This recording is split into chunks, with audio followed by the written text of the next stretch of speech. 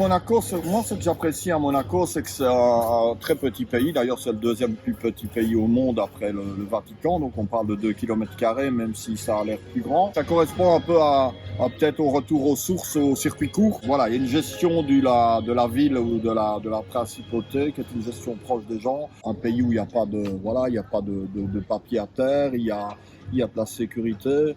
Évidemment, 2 km², c'est plus facile à sécuriser que tout le reste. D'autre part, ce qu'on dit souvent de Monaco, c'est tout petit, voilà. Mais en fait, il n'y a pas de barrière à Monaco, donc on peut sortir. On est proche de Nice, de l'aéroport de Nice.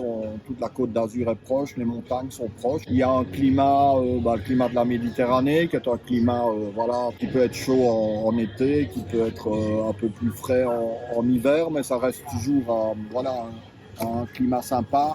Moi, je suis quelqu'un qui aime énormément la lumière, donc la luminosité est très importante pour moi, le ciel bleu. La mer est quelque chose qui est important, comme la montagne. Donc, à Monaco, il y a la mer d'un côté, il y a on va dire une certaine montagne derrière, ce qui crée aussi un microclimat, puisque les nuages vont s'accrocher sur la montagne. Donc, il y a 300 jours de soleil par année sur 365, ce qui est pas mal. Il y a une certaine élégance de vie, les gens sont élégants. Bon, il y a aussi il y a des problèmes comme partout, mais voilà, c'est la Côte d'Azur.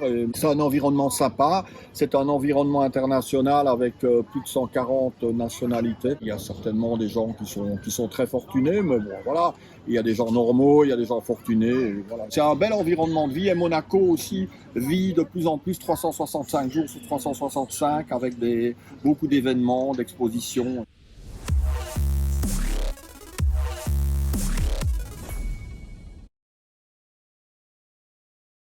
Bon, l'argent ne fait pas le bonheur. Non. Déjà, le bonheur, c'est un concept qui est évidemment qui est beaucoup plus large. Qu'est-ce que le bonheur? C'est beaucoup plus mauvais. Donc, l'argent ne fait pas le bonheur. Bien sûr.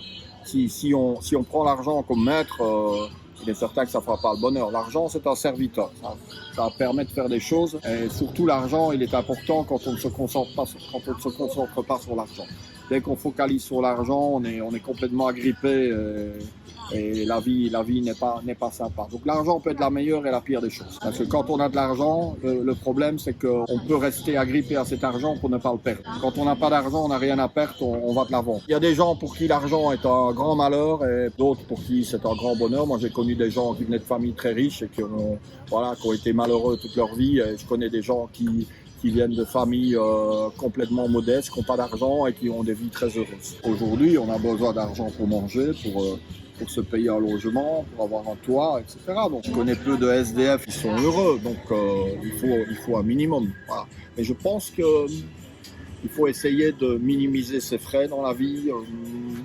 Il faut se dire qu'il y a beaucoup de... Voilà, on peut passer devant des vitrines, voir des beaux vêtements, mais je pense que toujours cette volonté d'acquisition est vraiment un problème psychologique et que quand on n'a pas besoin des biens matériels et qu'on peut les laisser, qu'on peut être cool et regarder une vitrine sans vouloir acquérir quelque chose, je crois que c'est une grande liberté intellectuelle et que ça, c'est super important. Je pense que pour les entrepreneurs et tout, c'est vraiment important de minimiser ses frais, d'être modeste. Si on a 10 millions sur son compte en banque, c'est peut-être bien de s'acheter une maison à 500 000 et pas une maison à 3 millions. C'est plus intelligent parce que une grosse maison, ça implique des frais, ça implique peut-être du personnel de maison, un gros bateau, ça implique des frais, etc.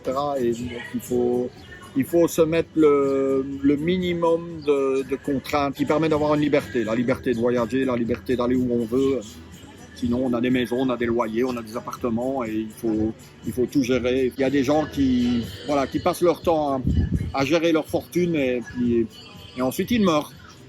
Et ils n'ont jamais vécu.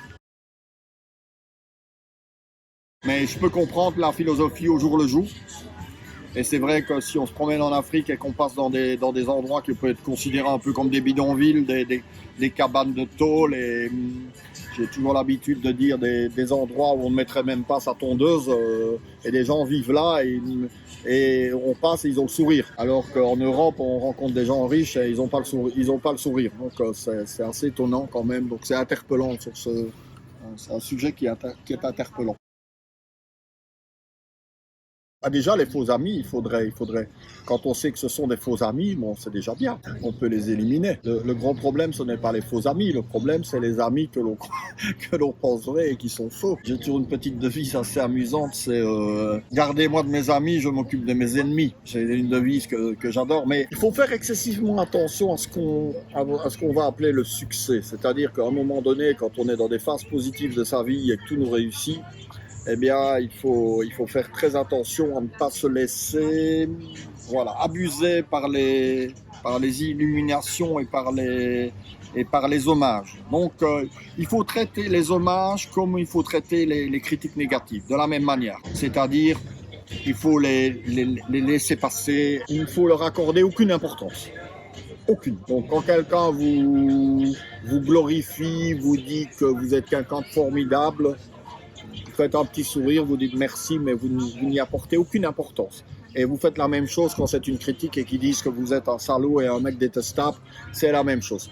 À la limite, vous lui dites merci et vous souriez. Et peut-être que nos ennemis nous mettent souvent face à des défauts sur lesquels on doit peut-être réfléchir. Peut-être que nos ennemis sont quelquefois nos meilleurs amis parce qu'ils nous délivrent des messages qui ne nous font pas plaisir, mais sur lesquels on pourrait aussi réfléchir.